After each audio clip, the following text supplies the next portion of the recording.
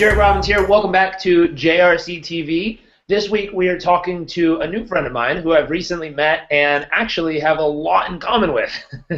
I was introduced by Gabby Bernstein, who her book's coming out, Miracles Now. You want to check that out as well. But I was introduced via email, and I got a copy of his website and started watching different videos he was doing and learned that we have a lot of similarities as far as travel, different programs we've been a part of, and our spirit and heart-centeredness of how to give back and make a difference in life. I love the way he's been able to sum this up. But before I jump in too much to it, let me give him a little bit of history on him so you know who he is. His name's Adam Braun. He, at 16 years old, was living up in the Northeast, and he was working for hedge funds right around 16 years old. He was working towards a successful Wall Street career, and he was building that type of outline or destiny for his life at that point when things changed. He did the semester at sea program, which he had a very interesting experience. He was on the one a couple of voyages after mine. And he, along that journey, met a boy in India begging. And when he asked this young man what he wanted, it was shocking to hear what he asked for. And we could only imagine, if you're a young boy living on the streets of India, you'd want like a house or clothes or a phone or something crazy. But you'll be surprised what he asked for. I won't spoil it. I'll let him share it with you. And he landed up being inspired from that moment, coming back home and leaving a prestigious job he had at Bain & Company at 24 years old, using his for-purpose model to go build what has now become a beautiful organization that's built 200 schools all over the world called Pencils of Promise. And the reason I'm interviewing today is he just wrote a new book, and I believe this is his first book, if I'm correct, but it's called The Promise of a Pencil: How an Ordinary Person Can Create Extraordinary Change in the World. And I live by this, and I can't wait to share his message with you. But with no further ado, let me introduce him. Say hi to everyone, Adam. Hey. So give us some history. It's a very unique history for most people in the world, that you're growing up in the Northeast, you're working at hedge funds. How did this kind of unfold? Give us a little bit of the background here. Yeah, sure. So, since I was really young, I think it was just Wall Street seemed cool to me. E-Trade started up, and suddenly, you could be a 13-year-old kid, and with 20, 30, 50 bucks, that you had saved up from little odd jobs, you could open up a trading account and get like a stock of Nike or McDonald's or one of the other companies that I knew about. And so I just became really fascinated with that space. Tried to get my foot in the door with any opportunity that I could, and fortunately landed some really cool things, especially as a young kid. At the same time, I just had this always kind of entrepreneurial spirit.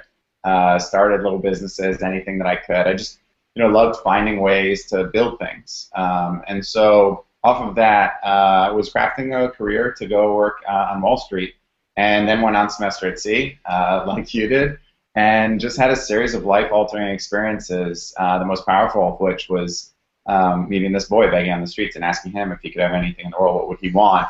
And being shocked when his answer was a pencil, and just kind of, almost it was disarming, and then asking why.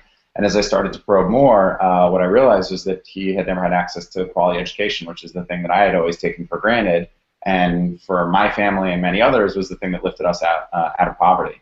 And so I just became obsessed with, one, backpacking and traveling. I'd pass out pens and pencils that would open up conversations with kids and, oftentimes mothers in markets or kind of rural countryside villages.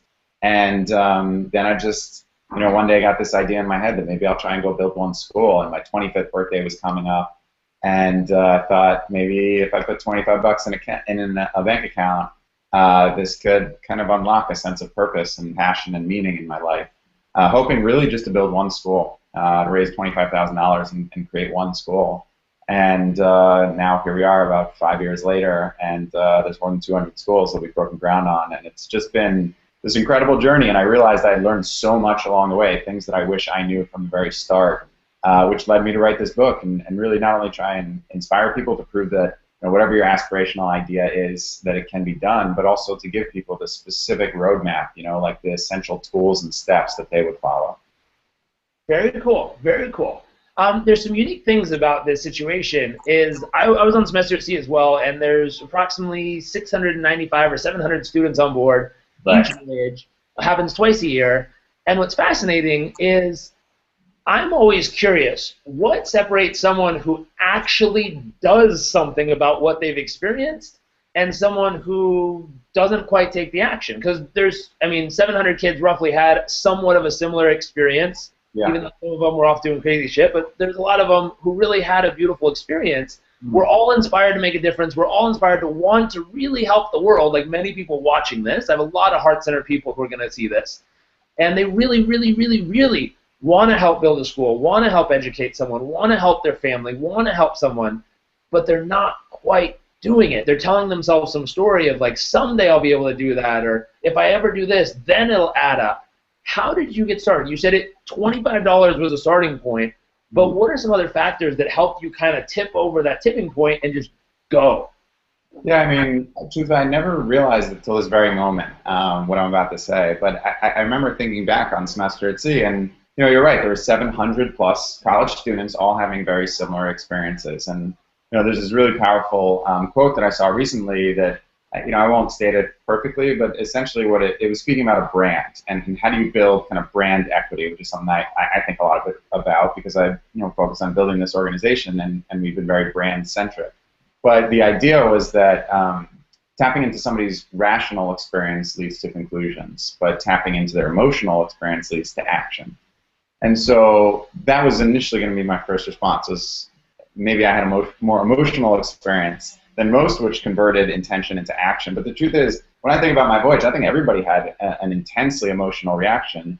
The challenge is how do you kind of retain some connection, some thread into that emotional center that activated the desire to act. And if I think about what really probably separated me and a handful of others that went into this space or kind of changed our path drastically from those who had an emotional experience and then didn't, truthfully, I think it's easy to move on, but you need something small, something accessible that connects you to that feeling. And for me, it was always mantras. It was always these simple phrases that I would write on any wall that I could find, or I'd write in the front of my journal. And when I was at my job at Bain, I found one and then I wrote it and put it up in my little cubicle on the wall in front of me.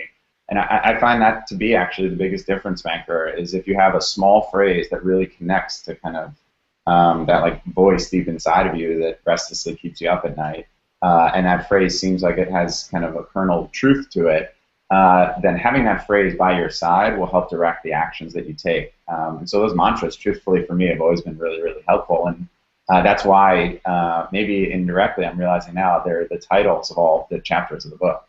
Because those were the biggest lessons and the most valuable thing that I could share with somebody else.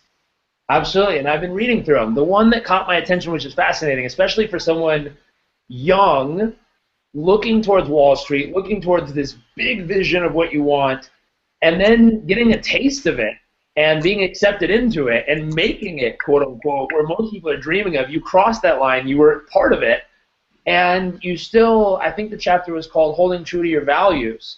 But it's that point where it's like you were getting everything you wanted, yet still knew there was something more.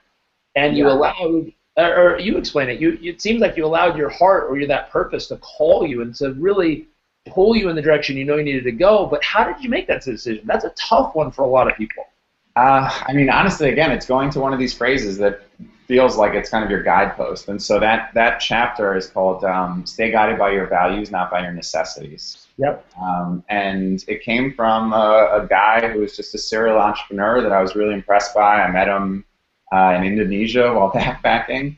And he just, I don't know, you just resonate with certain people that kind of feel like they're a lifelong mentor, although you just met them. And I asked him, what's your best single piece of advice? If you had one phrase that you could share with me. And he said, make a version of it. It was like stay guided by something, but I kind of treat it as stay guided by your values, not by your necessities, because your necessities, they're always going to shift. At the time I had a really bad shoulder.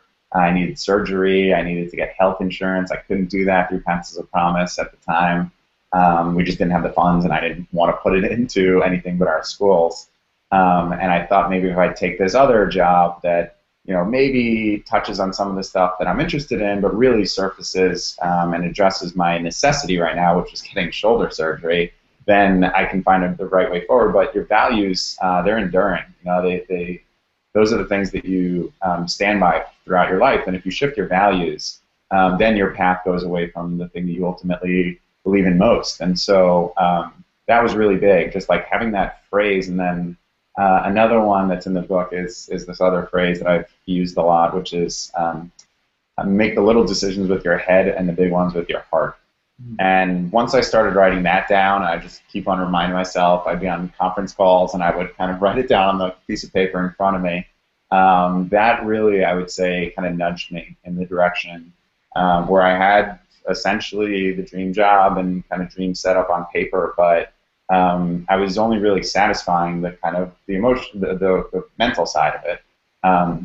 The emotional, the spiritual, the fulfillment of my work really wasn't where I wanted it to be. And that's kind of when I just followed that phrase, make the little decisions with your head and the big ones with your heart. And it's amazing. I have an odd belief. Life supports that which supports life. And I saw some of the endorsements from Richard Branson, Deepak Chopra. I know Keith, he's an old friend, Keith Ferrazzi, Gary Vaynerchuk. To have these types of people jump behind what it is that you're doing, my belief is those decisions with your heart is what causes them to want to get on board. Because there's a lot of stockbrokers, there's a lot of hedge fund guys, there's a lot of people asking for money and trying to be famous and prestigious and rich, and they get hit up every day. But to find someone who's leading with their heart and really doing it for the right reasons, I believe, is what causes life to send that energy behind you and continue to help you make that progress. It's beautiful to see.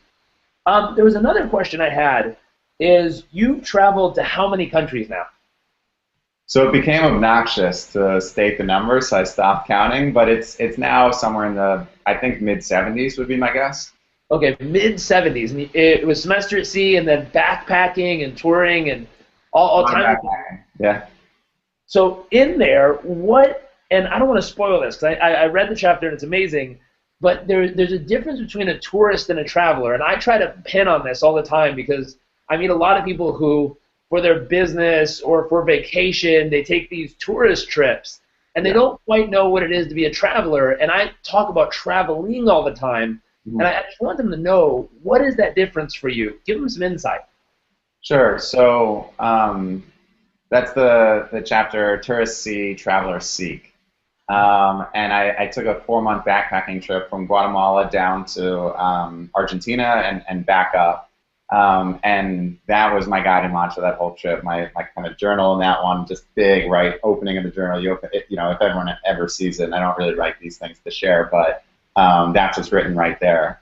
And what I found was that, you know, tourism, as much as it's obviously a great thing, it supports a lot of cultures, it gives people exposure to different parts of the world. And truthfully, now in my life, sometimes I just want to be a tourist. I just want to go somewhere and see the sights and kind of maybe have some different food and, you know, just have a relaxing experience. But traveling is very different.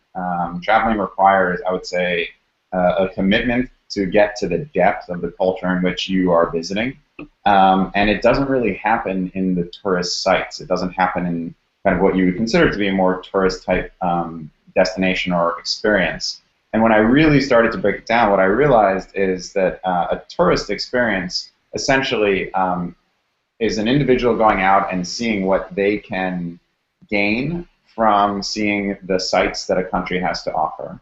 And a traveler's experience, in my mind, is where you set out to see what you can gain or contribute to what the people of that country have to offer. And as a traveler, that's what I was really seeking out, is what can I learn from the people, not from the places. And so that meant I would, most of the time, go and I'd eat in a cafe or something like that, or because I was a backpacker, you know, you don't have a lot of money, so you eat at like what's called menu places in South America, which are 99 cents for like a soup, a kind of plate of food, and then a little fruit afterwards, but it's where all the locals eat. So I'd be like the lone traveler, and a bunch of, you know, Peruvians or Bolivians or Ecuadorians, whatever country I was in. And what I'd do, and even if I was in a kind of Western tourist cafe, I had a habit of always asking the server where they lived. And they would tell me, you know, oh, I live in the countryside or outside of town or in this kind of, you know, area. And my immediate question would be, okay, can I see your home, or can I stay with you tonight? Can I have dinner with your family? And they'd be like, no, you want to eat here. This is like the tourist spot. And I'd say, no, I actually want to see your home. Can you take me to your village? And I would have these incredible experiences riding like motorbikes, hours into the countrysides and staying with families, sleeping on floors, whatever was necessary. But that to me was where you start to really see and seek at the same time by learning from the humility, the dignity, the generosity, and the knowledge that these people of these different cultures really have to offer. That's very cool. Very cool. It's amazing. I love what you pointed out, going there to get versus going there to give. Mm-hmm. And I believe that's a core of any relationship on earth. If people are looking for a relationship with a friend, relationship with an intimate partner, relationship with a business, anything, if you go there to get something, eventually it's going to dry up and you're out and you got to move on. If you're going there to give something, it'll always flourish and grow over time because you can always give more. What a beautiful concept to add to traveling. And yeah, it's funny, there's a chapter that didn't actually make it into the book. Because, truthfully, probably a third of what was originally written. We just wanted it to be shorter. I wanted it to be like around 230, 240 pages. So I wanted it to be a fast read, something you could chew through in 24 hours if you wanted. But there was one that was titled Give with Both Hands. And it's basically the idea that in society and oftentimes in business, you give with one hand and you kind of take with the other. It's like there's this mutual exchange. But from what I've seen, if you give with both hands, then you receive with both hands at a different point in time. And so that kind of like bounty that you give is more significant, but it always comes back in multiples, from my experience. And that requires a certain kind of leap of faith. But I've just seen that if you live life in that direction, really good things happen. Absolutely. I believe that. I believe it too. In saying this, let's talk about the excuses just real quick of why people decide they can't do this and it's too hard and Right. I'd love to someday. If we rewind the story, you started this with $25 and you were 24 years old? Yeah, I was 24 when I started. I actually launched it with my 25th birthday. Nice. So launch with your 25th birthday. So people, let's say someone's watching this and they're thinking, well, good for you. You were probably working at some hedge fund, making millions of dollars. You were well off. Like, you had tons of money to go travel the world. You had tons of money to go backpack. It was probably easy. You were just writing checks to build schools. Give them some insight of how you really did it. So, first of all, that definitely is not the case. The truth is when you start working in consulting, you're I guess, relatively well paid, but certainly not enough, especially when you live in New York, to have significant savings. I think the important thing for a lot of people to actually understand is, the experience with the pencil happened when I was 21. It wasn't really until my 25th birthday that I started this organization. There was a 4-year timeline in which I was almost like preparing, building up the credibility, the knowledge, and a little bit of the savings to be able to launch this. It's not like I just woke up one day and was like, hey, I'm just going to go start this with no preparation before this, and I've never wanted to do this until this moment. From the moment that I was 21, from semester at sea, onwards, this is all I've wanted to do. And anyone who knew me through 22, 23, if you ask them what does Adam want to do, they'd say he wants to start an organization that's going to build schools throughout the developing world. So that's one really important thing I think for people to recognize is to first kind of establish what's your island, like 5, 10 years from now, what do you want to be able to say about your life, and then start making calculated steps in that direction. So working at Bain, for me, was like a very conscious decision to go learn how to one day build a nonprofit. So I was treating it as like paid business school when I was there. Instead of paying a business school to teach me this company is going to give me a living salary to do it. But when I started, I did not have a lot of money to put in, nor was I close to anyone of like immense wealth that I was going to go ask to make contributions and donations. I didn't have like celebrity access or any of that stuff at the time. So I just started with my friends and threw a birthday party, asked people to give 20, maybe $25 at the door. And off of that, we then threw another in. Our first 2 years, 2008 and 2009, 98% of our donations were in amounts of $100 or less. Nobody was paid. We had no full-time staff. It was volunteer teams meeting after hours, after our regular full-time jobs. So this was like truly grassroots, and fortunately it started to really grow and scale. But the key was just believing in it with relentless conviction and being turned down a lot and hearing no way more than we heard yes, but kind of forging forward because we knew that we could get it done, and then kind of building a collective commitment to that ideal that we all strive towards. Very cool. Very cool. And there's two more things, and then let's give them something to do from here. But two things is there's a for-purpose model that exists that I saw you talking about in a video. Yeah. And I know how important this is to the world and where we're headed and what needs the shift, I think, conscious-wise of how business is going. And I think it's starting to come into place. Yeah. But give us some insight. How does that work? Just a simple outline of it.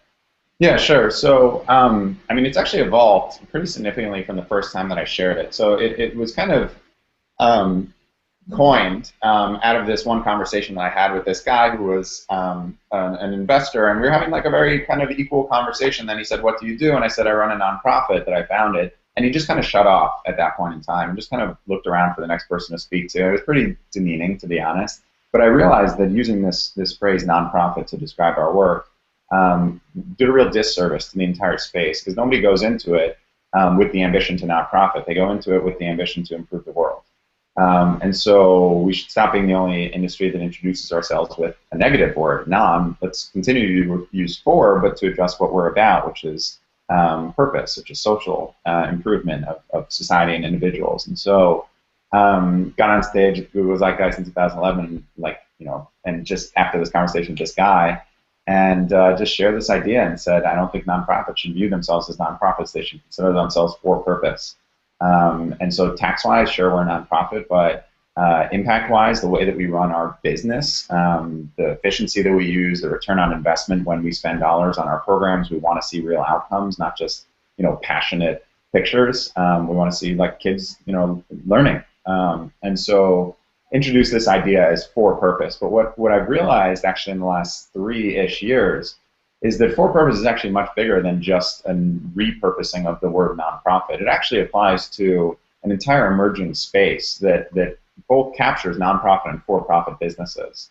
And so traditionally, if you think of like an axis, right, you have like for-profit, nonprofit on the two ends of it. What I think actually evolving culturally and in the business sector is the creation of another axis that I view as for-purpose and non-purpose.